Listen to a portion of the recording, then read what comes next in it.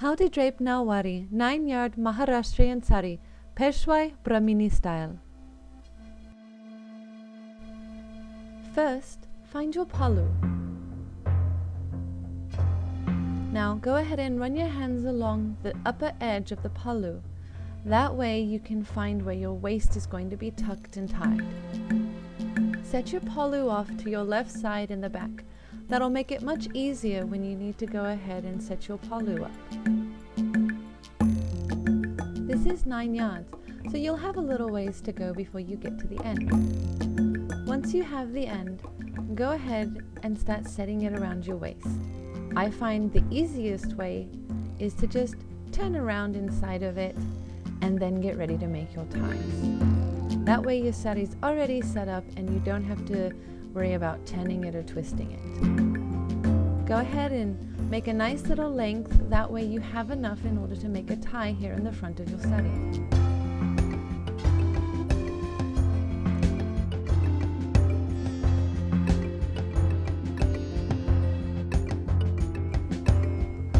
Once you've tied, go ahead and tuck the ties in so that they stay out of your way.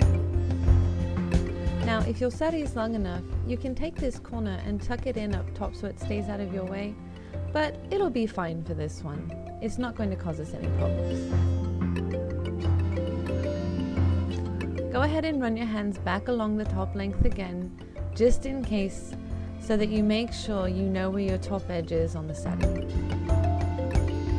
It's important to know which edge is which when you get to your paolo, because the bottom edge is where you're going to want to start your pleats, and the edge which you're going to want on the top when you set your paolo over your shoulder.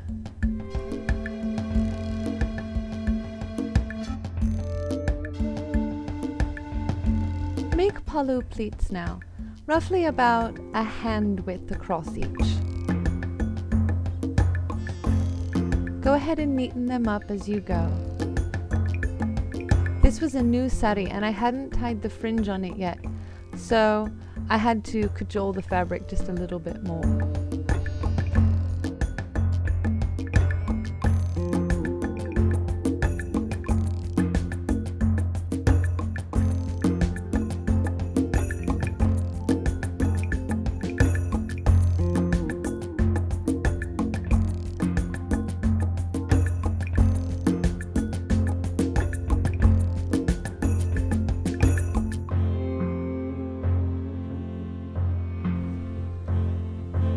Your paolo, once thrown over your shoulder, should wind up being at about a half a yard to a little over a yard.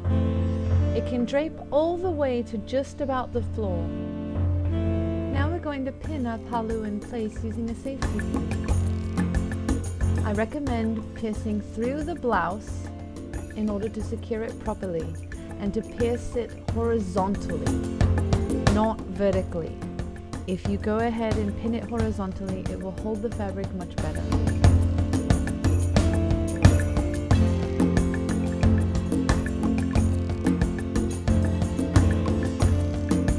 Now, I'm going to add a nice big golden chandra pin to make it look more traditional and quite lovely. Brooches are a really nice accessory when you're putting on saree. They can be used to make your paolo look nicer. They can be used to hide safety pins. They can also be used to help neaten your pleats.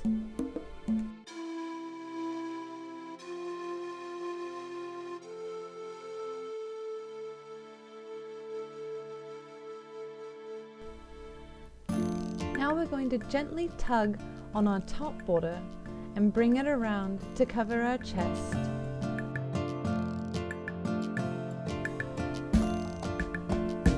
We're going to pull it around the back gently and find a nice, comfortable place to tuck it in at the front of our waist. Making sure that the fabric left in back has enough room that it can be tucked down into the waist as well, as the borders in the back are going to come up and there won't be any room to have that normal nice angle that you get when you're tying a navy saree.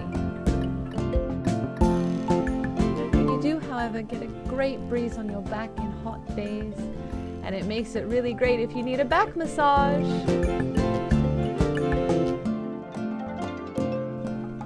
Go ahead and tuck the fabric in neatly here at the front. You can secure this with a pin, but I'm not going to bother to right now. I am, however, going to take a safety pin and secure the border up here on my chest.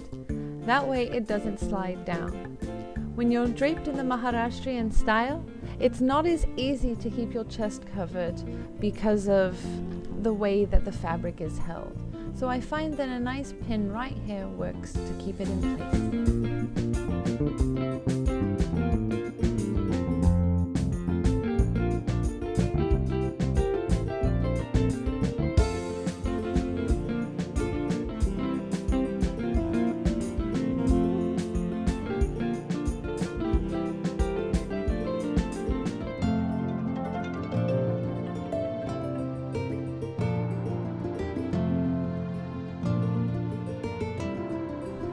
So now our paolo's in place, it's all ready to go. We're wrapped around the back and front, we're tucked in around our waist, and we're all ready to start our pleats.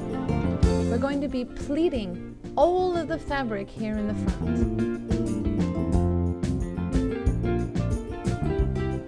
Start your pleats here from the left side, and again, make them roughly a handspan apart, but for these pleats, especially since we have so much fabric, you can make them about 1.5 hands span. If you like. I'll be keeping mine roughly 1 hand span, just because it's a little bit easier. But you may notice I have slightly larger margins.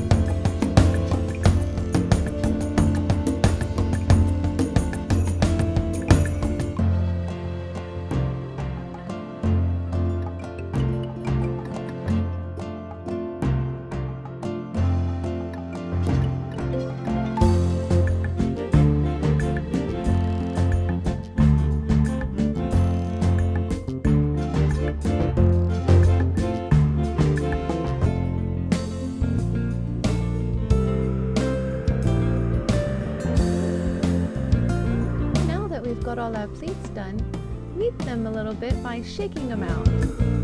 If you want, you can go ahead and reach down and neaten them a little bit more. Now, go ahead and take them and start rolling the top a little bit and begin rolling the inner part that we already wrapped up as well. So it kind of makes a little bit of a rolled belt all together to hold the front. This is the traditional way of wearing the Nauwari.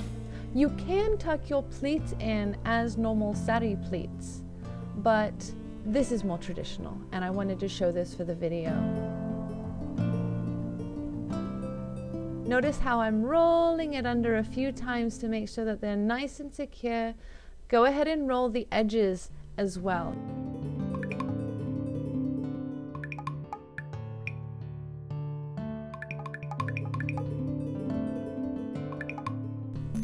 Go ahead and neaten things up, and then find a little bit left of center in your pleats. And you're going to go ahead and pull that through your legs. Make sure to do so gently so you don't pull your pleats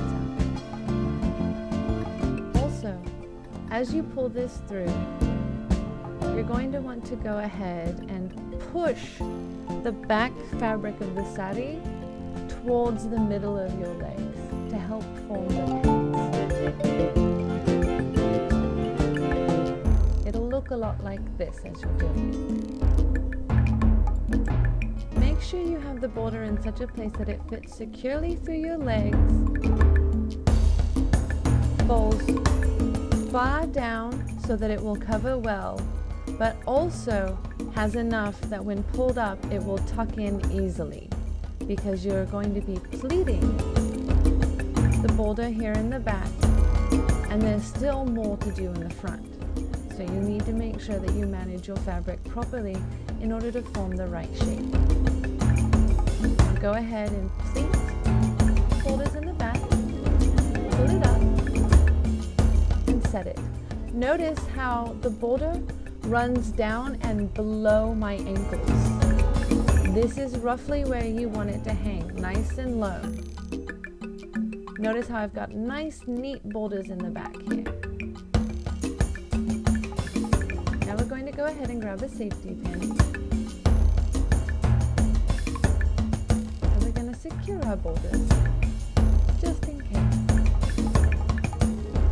Also, for the ladies who are wondering how on earth they're going to go to the bathroom in this, you're going to undo that back portion, for one, and allow it to open up as a skirt. You'll also need to undo your ankle pins, but it makes basically a large circle skirt. You'll just have to fix your borders. Now, for the front, we're going to go ahead and grab our borders again, but we're going to pull a little bit more tightly so that the border runs up and in between our legs, creating the pants properly. Don't tug too hard, but go ahead and pull it up so that it's nice and neat. And then we're going to make a couple little pleats here too, so that the fabric rests properly. Again, all of these pleats are roughly 1 hand span. And go ahead and tuck it in right over your roll of pleats. Make sure everything looks nice and neat. Check your borders. And then get ready to pin your ankles. It's safety pins that'll help make sure this stays secure, especially if you plan on doing any busy work or laoni or anything else. Pinning your ankles by yourself can be a little bit difficult because the fabric can move and change how it falls on you when you bend down. So having a friend who can help you with this can be really, really great. You may notice in this video that I actually have to repin one of my legs a couple of times. I should also note that I just realized that this video is showing you a mirror image. So keep that in mind. This is a mirror image. And now I'm going to grab a kamarband. This will help keep everything in place and looks really, really pretty. Mine happens to have Lakshmi on it. Here I am repinning my ankle again. That's my right leg, by the way. Remember that when you are draping your own saris. That will be your right leg. Mirror image. So now we're going to go ahead and pick some other Maharashtrian jewelry. We're going to start out with a Lakshmi har.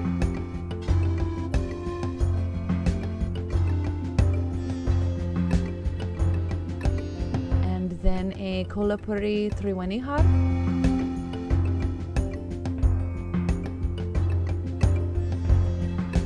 That one's just a small one with Kolhapuri gems and pearls. It's a Tushi choker with a large Kolhapuri gem, and that's a small Tushi choker to cap everything off for a nice traditional look. And instead of normal bangles, I'm going to wear Rudraksh because I'm a Shiva Bhakta and I love wearing Rudraksh. One of my toe rings was misbehaving.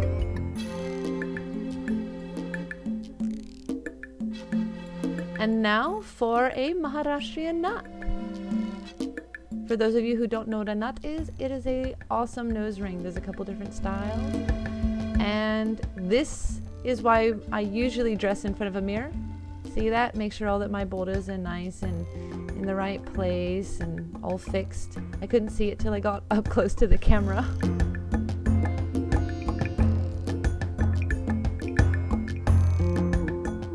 Get my compact out here so that I can actually see when I'm poking this thing through my nose. That way no tragedy occurs. The only makeup on is some kajal on my eyes. I do not count tilaks as makeup.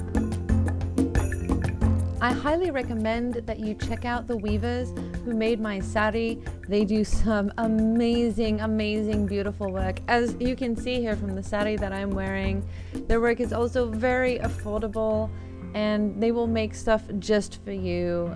And and I could not be happier. I can't wait to commission another sari from them. I hope you guys loved this video. If you did, like, subscribe, comment, share this with your friends. Please share this video. Have a great day. Har Har Mahadev.